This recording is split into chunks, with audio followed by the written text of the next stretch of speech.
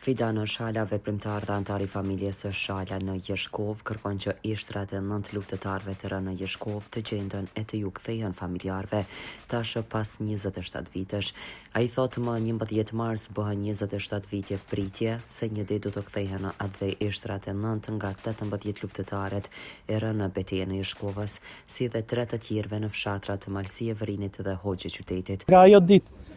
nuk u tregu kur se non nga luftëtarët e UÇK-s ku shkuan trupat e tyre, faktikisht I zhdukën trupat e tyre që sot e 27 vite nuk dihet për fatin e tyre, për fatin e trupave tëjeshnave të tyre, ku shumë familjar, nona të cilat edhe dita ditës po ndrojnë jetë, duke I pritë që një ditë jeshtat e tyre do të prehen në tokën e Kosovës, që të mund ta vendosin një lule kur të vjen marsi pranë varrit të tynve.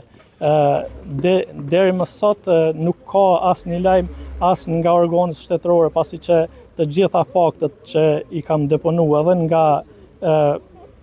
forcat serbe që kanë deklaruar për këto në prokurorinë speciale të Kosovës, mirë po edhe në delegacionin e Kosovës për bisedime në Bruksel për të pagjeturit,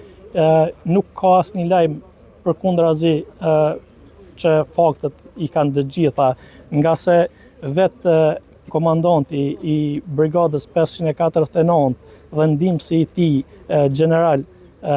Stojan Konikovac dhe general Božidar Delić, për ofenzivën e marsit kanë bërë një dokumentar dhe kanë botuar libra, ku thuhet se 18 luftëtar,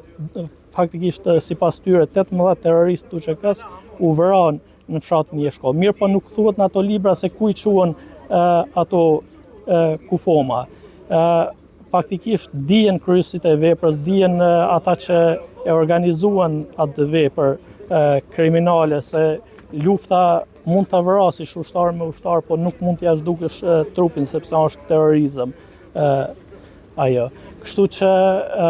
familjet e dëshmorëve të pagjetur janë në ankth duke I pritë që një ditë kthehen eshrat e tyre. Po ashtu në të njëjtën ditë edhe 2 persona në fshatin Malësie e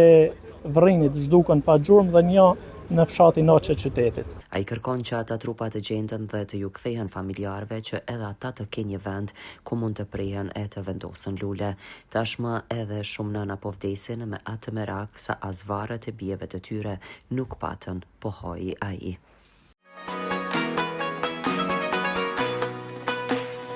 Liri me ju në çdo iftar.